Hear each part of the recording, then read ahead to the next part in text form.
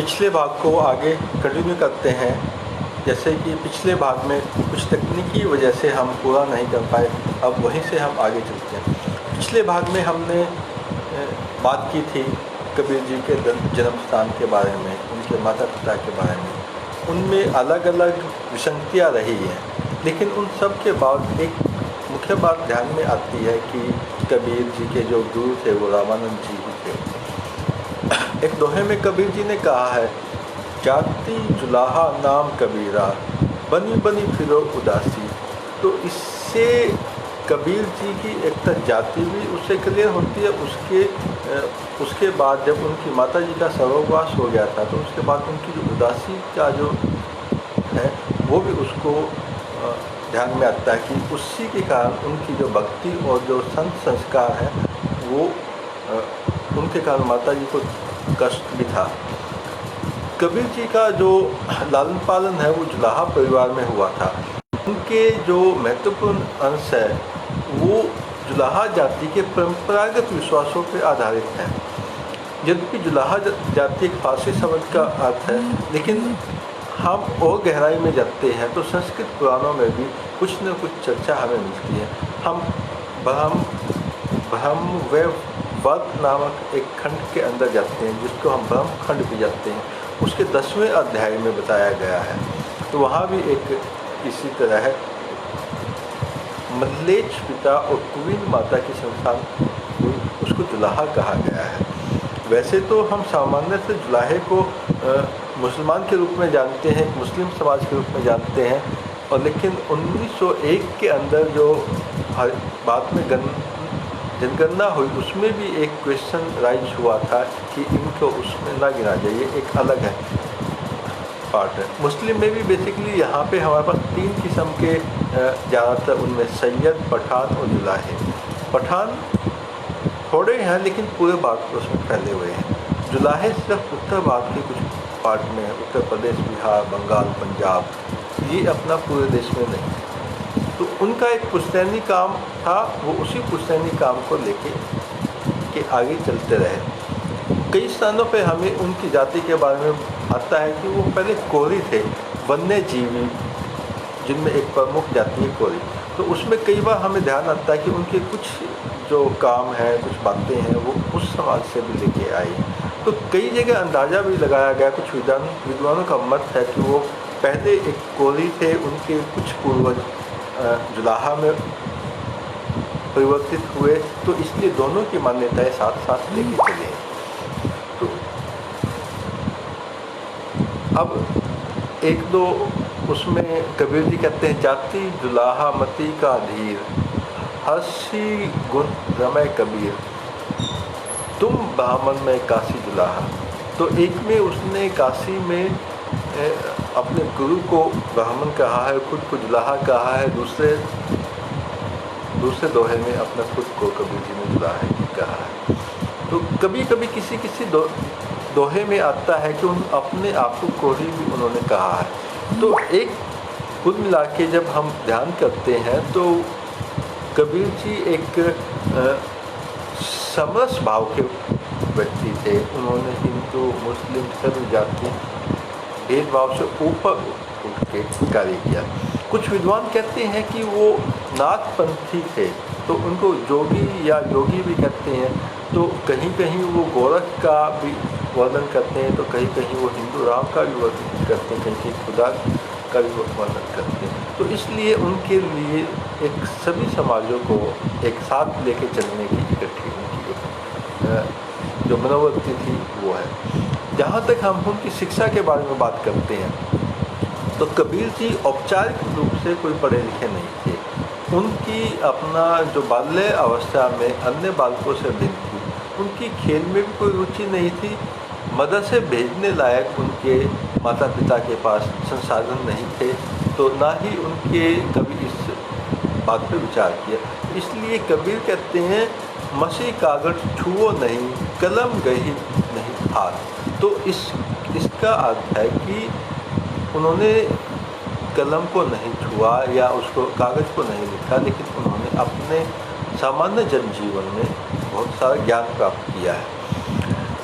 कबीर का जो वैवाहिक जीवन है उसके बारे में बात करते हैं तो एक बनखेड़ी वैरागी की पुत्री जिसका नाम था लोई, तो पालिता कन्या उसका लोई था, उससे उनका विवाह हुआ। उसके बाद में उनके 2 बच्चे पैदा हुए, एक कमाल और दूसरी कमाली। उनकी 2 संतानें थी। कमाल है उनका कई बार ध्यान आता है कि वो अपने पिता के मत के विरोधी थे, लेकिन कमली का कहीं नहीं आता। जहाँ तक कबीर जी की पत्नी का है, उनके कई जगह वर्णन आता है कि वो उनकी शिष्या थी। हो सकता है कि वो उनकी पत्नी थी, लेकिन बाद में उनके ज्ञान व्यवहार से प्रभावित होकर उनकी शिष्या के रूप में भी उनको याद किया जाता है। तो इसी तरह कबीर ने अपनी शिक्षा दीक्षा ली, और जहाँ तक उसकी दीक्षा का सवाल है, कबीर किसी निरंतर किसी गुरु के पास नहीं जाते थे या उनके पास गए।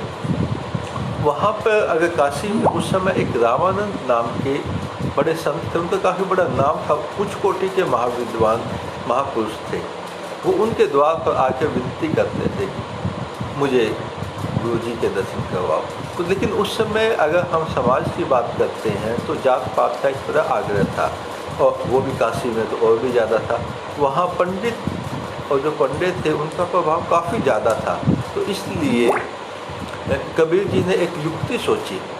उन्होंने ध्यान किया कि स्वामी रामानंद जी खड़ाऊ पहनकर सुबह टप टप करते हुए स्नान के लिए आते हैं, और सुबह लगभग 3 से 4 बजे के बीच में। उनसे घर के गंगा घाट तक जाने के लिए कई रास्ते थे। तो कबीर जी ने सोचा कि सुबह अंधेरे में मैं एक ही रास्ता खुला रहने दूंगा, बाकी सबको बाढ़ लगा के बंद कर दिया, ताकि जो रामानंद जी सिर्फ एक रास्ते से आए। सुबह सुबह 3-4 बजे अंधेरा होता है, तो वो उनके रास्ते में लेट गए। जैसे ही गुरु महाराज आए तो रामानंद जी का पैर उन पर पड़ा। उन्होंने पैर पड़ते ही उनके मुख से निकले राम राम राम। तो कबीर जी का तो काम बन गया। कबीर जी को सुबह सुबह गुरु के दर्शन हो गए, उनकी पादुकाओं का चरण स्पर्श हो गया, गुरु के मुख से राम का नाम मिल गया, और इसी बात से वो प्रसन्न हो गए। इसके बाद कबीर जी नाचते गाते गुनगुनाते घर वापस गए। रामानंद जी की ओर से और गुरुदेव के नाम की रट लगा। धीरे धीरे यही बात आसपास समाज में फैली, और वो उसी गुरु नाम को लेकर साधना करते करते गए। तो अब उनकी बात जब आसपास फैली तो वहाँ आसपास दूसरे पंडित थे।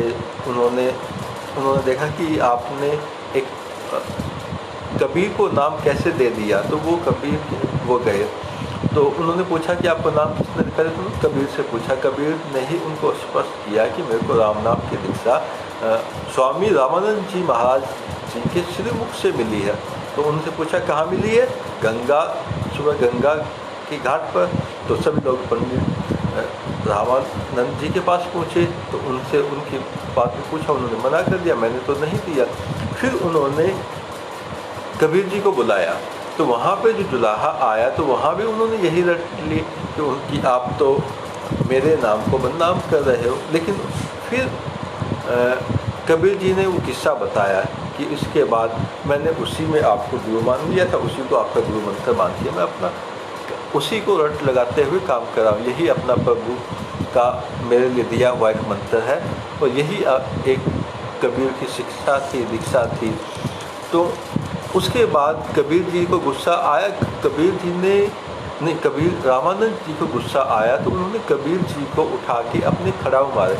तो वो कबीर जी खड़ाऊ लगने के बाद और प्रसन्न हुए। तो गुरु की एक बार और खड़ाऊ मेरे को स्पर्श करने का मौका मिला है।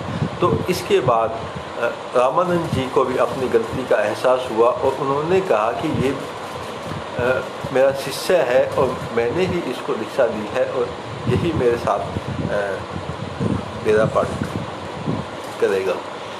तो इस तरह से कबीर जी की एक जो सहज भाव था, उस सहज भाव में उसने अपने को गुरु बनाया, और गुरु के बाद उसके बाद शिक्षा दीक्षा ली। तो इस तरह से हमें कबीर जी के उनसे जीवन से काफ़ी कुछ सीखने को मिलता है। कबीर जी की एक विशेषता थी, उन्होंने जाति धर्म के जो बंटवारा था, जो विभेद थे, उनको कम करने की कोशिश की। तो उनके अलग अलग जहाँ जहाँ हम उनके दोहों में, उनकी कविताओं में सुनते हैं कि वहाँ पे सभी विभेदों को ख़त्म करने के लिए व्यवहारिक उन बात करते थे। अगर हम उस समय बात करते हैं जब कबीर जी के समय, तो सिर्फ एक इस्लाम ही ऐसा था कि जिसको हमारा हिंदू समाज पूर्णतः अपने में अंगीभूत नहीं कर पाया। तो उसके साथ एक संघर्ष की भी सिचुएशन थी। उससे पहले अलग अलग मतों के लोग आए, किरात आए, हुन आए, आंध्र आए, कुलिन आए, कुक्कस आए, अभीर आए, सुंग आए, यवन आए, खस आए, सक आए। तो सभी जातियाँ कहीं न कहीं हमारे हिंदू समाज में बगुटकार हो गई, उनको अलग नहीं गिना जाता। लेकिन मुस्लिम समाज एक अलग से कैरेक्टरिस्टिक का आया। अगर हम दोनों समाज में एक विभेद करते हैं तो हिंदू समाज जातियों के बीच में ज़्यादा बटा हुआ है, मुस्लिम में धर्म प्रमुख है, यहाँ पे जातियाँ प्रमुख है। तो इसलिए थोड़ा सा उनमें एक अंतर महसूस हुआ। तो यही एक अपना मजहब और धर्म के बीच में, एक संस्कृति के बीच में एक निरंतर संघर्ष भी था। तो उसी समय कबीर जी एक ऐसा महापुरुष आया जिसने कि दोनों के बीच में समन्वय बनाने के लिए किया। वहाँ कबीर जी ने मुख्यतः बातें कही कि हमारा एक व्यक्ति का जाति धर्म से शुद्ध नहीं होता, वो अपने चरित्र से शुद्ध होता है। उसका जितना अच्छा चरित्र होगा उसी के हिसाब से वो अच्छे कार्य करेगा, उसी के हिसाब से उसकी पहचान बनेगी। सभी धर्मों में अच्छे भी हैं, बुरे भी हैं। तो इसलिए उन्होंने धर्माचार का एक विशेष पालन ना करके एक अपना एक सर्व सामान्य, एक मिलती जुलती अपना संस्कृति का काम करने की कोशिश की। कबीर जी के जो अपना प्रयत्न थे वो बहुत से अपना धर्मांध लोगों के लिए विकट थे। ना तो उनको अपना जो काजी थे वो उनसे सहमत होते थे, ना पंडित सहमत होते थे। एक निरंतर संघर्ष की भी सिचुएशन रहती थी, एक दोनों के बीच में एक मतभेद रहता था। तो मतभेद के बीच में भी जो कबीर जी थे वो सिंपल सहज भाषा में बात करते थे। उनके लिए कोई भी ऐसा अव्यवहारिक बात नहीं करते थे। कबीर जी के जीवन को अगर हम इसको थोड़ा सा डिटेल में देखें तो ये हिंदू मुस्लिम धर्म मत से ऊपर उठ के है। ये एक किस्म से धार्मिक आंदोलन के रूप में था, जहाँ दो प्रधान धार्मिकों के आंदोलन को उन्होंने एक मंच पे लेके आए और उनके बीच में समन्वय करने की कोशिश की। ये एक काफ़ी उनका सराहनीय कार्य था, जिसके लिए कि उनके अनेक अनुयायी हैं। तो हम इस तरह से कुल मिला के कबीर जी के अब साहित्य की बात करते हैं या उनके इतिहास की बात करते हैं, तो कबीर जी की जो भाषा थी, जो शैली थी, वो उनकी एक भाषा पे ऐसी ज़बरदस्त पकड़ थी जिस पे उनका एक अपना अधिकार था। वो वाणी के हम डिक्टेटर कह सकते हैं उनको। वो जिस बात को जिस रूप में प्रकट करना चाहते थे उसी रूप में कह देते थे, कहलवा देते थे। वो सीधे सीधे उनके अलग मत थे। भाषा के मामले में कबीर के सामने कभी भी कोई लाचारी नज़र नहीं है। उनमें मानो ऐसी हिम्मत ही नहीं थी कि लापरवाह फक्कड़ की किसी फरमाइश को ना ही कर सके। जहाँ तक उनकी हम बात करते हैं भाषा का, तो उनकी भाषा में एक पंचकड़ी भाषा थी, जिसमें कि आपकी अवधी भी थी, आपकी हिंदी भी थी, आपकी पंजाबी भी थी, आपकी राजस्थानी भी थी, अवधी भी थी। तो वो कुल मिला के एक अलग अलग पंचमेल खिचड़ी भाषा है। तो अलग अलग समय पे उनके अलग अलग उन भाषाओं का वो प्रयोग करते रहे थे। तो उनकी अपनी भाषाओं का अलग अलग एक पकड़ थी, जिसके कारण वो एक जन सामान्य तक पहुंच जाते थे। ये उनकी विशेषता थी। इसी विशेषता के कारण वो खुद ना लिख के भी प्रसिद्ध हुए। उनकी जो भी अपना काव्य है, दोहे हैं, जो रचनाएं हैं, उन्होंने समय कुछ भी नहीं लिखा। सभी उनके शिष्यों ने, अनुयायी ने उनसे सुन के, समझ के अब उसको लिखा गया। वो एक उनको व्यवहारिक रूप में वो लेके आए। तो कबीर जी की जो अपना बुद्धि थी, एक किस्म से हम अगर उसको कंपेयर करें तो एक व्यास जी के समान थी। तो वो अपना हमेशा ही अपने प्रेम भक्ति की जो उनकी शैली थी उसमें फोकस रहते थे, कंसंट्रेट रहते थे। कबीरदास जी का अलग अलग स्थानों पे अलग अलग व्याख्या उनकी मिलती है। कबीर जी को एक हम भगत के रूप में हम याद करते हैं, और जो भगत भी ऐसा जो कि एक पर्टिकुलर किसी एक मत विशेष को नहीं मानता, वो सभी मतों की अच्छी जो बातें हैं उनको ग्रहण करता है, और जो अपना जो कालखंड के साथ जो द्वेष आए हैं उन चीज़ों के वो विरोध में थे।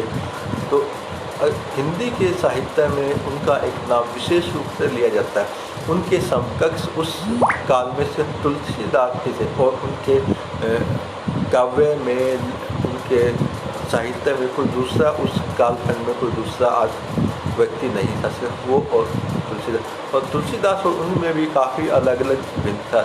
वो बड़े आकर्षक वक्ता थे। वो एक अपने अलंकार छंदों के हिसाब से किसी भी वाक्य को कहने में पूरे सक्षम थे, और उसी के साथ साथ वो अंतिम समय तक भी अपना बड़े ही अपना सादगी और सहज भाव से रहे, और वो सदा ही अपना समाज के कल्याण के लिए कार्य किए। वो एक महान सुधारक, समाज सुधारक थे, जिन्होंने कि अपना धर्मांतता और संप्रदाय से ऊपर उठ के लोगों को प्रेरित किया। उनको बहुत से लोग धर्मगुरु के मामले भी जानते हैं। उनके बहुत से अनुयायी हैं जिनको हम कबीरपंथी भी कहते हैं। अगर हम समाज में अगर एक बात करते हैं तो हमारे समाज में एक विशेष कमी है। हम एक किसी भी महापुरुष, संत, महात्मा को जाति विशेष, पंथ विशेष या धर्म विशेष में बांध देते हैं। हमें इस सब से ऊपर उठना चाहिए। वो एक कोई भी महापुरुष समाज का महापुरुष है, एक पर्टिकुलर किसी व्यक्ति विशेष या जाति विशेष का नहीं है। तो इसलिए हमें अभी कबीर जी को हिंदू मुस्लिम क्या या जोगी जुलाहा या कोरी, इन सब के से ऊपर उठना चाहिए, इनसे ऊपर देखना चाहिए। वो एक समाज के व्यक्ति से, सबके व्यक्ति से, उन्होंने सबके लिए काम किया। हम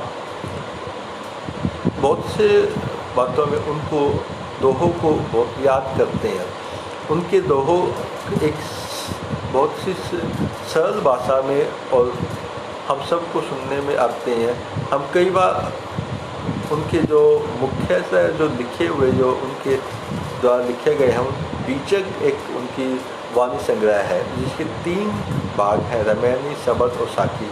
इन तीनों में अलग अलग उनका टेस्ट है। एक में ब्रिज भाषा का है, एक में हिंदू मुस्लिम को फटकार है, एक में वेदांत का तत्व है, एक में संसार की अनित्यता, कहीं हृदय की शुद्धि की बात की है, कहीं प्रेम साधना की बात की है, कहीं माया की प्रबलता की बात की, कहीं मूर्ति पूजा की है, कहीं तीर्थ का किया, तो कहीं उसके साथ साथ मुस्लिम समाज के हज, नमाज, वर्ग, आराधना की गौरता के भी अनेक प्रसंग दिखाई देते हैं। जहाँ हम उनकी रामायणी की बात करते हैं या शबद की बात करते हैं, वहाँ पे उनकी खड़ी बोली में राजस्थानी और पंजाबी भाषा भी मिलती है। तो इसलिए उनका जो अधिकतम चीज़ है, एक किस्म से उस बीजक के अंदर पूरे कबीर का जीवन आ जाता है, उसी में उसकी रचनावली आ जाती है, उसी में उसका मतांतर आ जाता है, उसी में उसका पूरा अपना धर्म तंत्र और सब कुछ चीज़ें उसे अपना बीजक के अंदर आ जाती है। वो कहीं कहीं अपना निरंजन को भी याद करते हैं, कहीं गौरव को भी याद करते हैं। तो हम कई बार उनके अलग अलग बहुत से कॉमन दोहे हैं जिनको हम याद करते हैं। जैसे मैं शिक्षक हूँ, तो शिक्षक होने के नाते बचपन से ही हम दोहा उनका सुनते आए हैं। गुरु गोविंद दोहू खड़े, काके लागू पाए, बलिहारी गुरु आपने गोविंद दियो मिलाए। तो हम शिक्षक होने के नाते या शिक्षार्थी होने के नाते ये एक बड़ा इम्पोर्टेंट उनका जो दोहा है, जिसमें शिक्षक और अपना शिक्षार्थी गुरु और चेले की महिमा का वर्णन किया। उन्होंने आम समाज में कैसा रहे, इसके लिए एक दोहा हम बड़ा को सुनते आए हैं। ऐसी वाणी बोलिए मन का आपा खोए, ओरन को शीतल करे आपको शीतल होए। अब हम इस शीतल में हम जन व्यवहार की बात आते हैं। हमारे जितने भी अपना सॉफ्ट स्किल के मैनेजर हैं या मार्केटिंग मैनेजर हैं, वो क्या कहते हैं, being a soft and handle with the other, तो not to be in the lose the temper. तो वही चीज़ें उन्होंने आपकी 1400 में कही। तो उनके जो जीवन की वो चीज़ आज भी उतनी ही प्रासंगिक है जितनी उस समय थी। वो भगवान के प्रति आध्यात्मिक भी थे। वो एक दोहे में लिखते हैं, लूट सके तो लूट, राम नाम की लूट, पाछे फिर पछताओगे, प्राण जाहि जब छूट। तो उन्होंने राम की एक प्रभु की एक महिमा कही है, जिसमें कि हम प्रभु का आध्यात्मिक रूप में जुड़ना चाहिए। एक उनको एक और दोहा सुनता मिलता है, बुरा तो देखन मैं चला, बुरा न मिले कोई, जो मन देखा आपना, मुझसे बुरा न कोई। इसके हम भी आज भी उससे प्रासंगिकता है कि हमें अपने अंदर अपने आप को इंट्रोस्पेक्शन करना चाहिए, सिर्फ दूसरों को उन दोष नहीं देखने चाहिए। ये लॉकडाउन के जो ये पीरियड गया है, इसमें इसकी और भी ज़्यादा हमें प्रासंगिकता ध्यान में आती है। तो इस तरह से उनके अलग अलग हम दोहे हैं। वो एक दोहा हम कॉमन सुनते आए हैं, काल करे सो आज कर, आज करे सो अब, पल में पल्ले होएगी बहुरी करेगा कब। टाइम मैनेजमेंट, इस दोहे में हम उनकी टाइम मैनेजमेंट की बात करते हैं, कितना स्ट्रिक्ट उनका विवरण है कि whatever we have to do tomorrow that has to done today, whatever done today that has to just now. तो मीन्स कि how they are focusing on the time management. So in this way they are, those person are the still used in this era. So they are the things relevant in the today's era. एक दोहे में कहते हैं कि कबीर खड़ा बाजार में सबकी मांगे खैर, ना काहू से दोस्ती ना काहू से बैर, अननेसेसरी किसी से उलझना नहीं, ना किसी से बैर ना किसी से प्रेम। तो दिस इज हमारे जो मैनेजमेंट के जो अपना गुरु हैं, वो इस दोहे को लेके कई बार हमें बहुत सी बातें सुनाते हैं अलग अलग उनके, तो how not to interfere in the other work, it's like that. तो इस तरह से हम उनकी अगर एक एक दोहे को हम उनकी बात करने लगेंगे तो बहुत समय हो जाएगा। तो कुल मिला के हम एक कबीर जी के पूरे जीवन से देखते हैं एक आध्यात्मिक, एक सरल जीवन, और उनकी जो शिक्षाएं हैं वो आज के युग में भी उतनी ही प्रासंगिक हैं जितनी कि उस समय में थी। तो इसलिए हमें किसी भी धर्म गुरु समाज सुधारक को सिर्फ एक जाति विशेष के बंधन में ना बांध के उसको एक समाज का व्यक्ति, सब पूरे समाज का अपनाना चाहिए, और जो भी उनसे अच्छी सीख है उन्हें अपनानी चाहिए। इन्हीं के साथ मैं धन्यवाद करता हूँ। जय हिंद, जय भारत।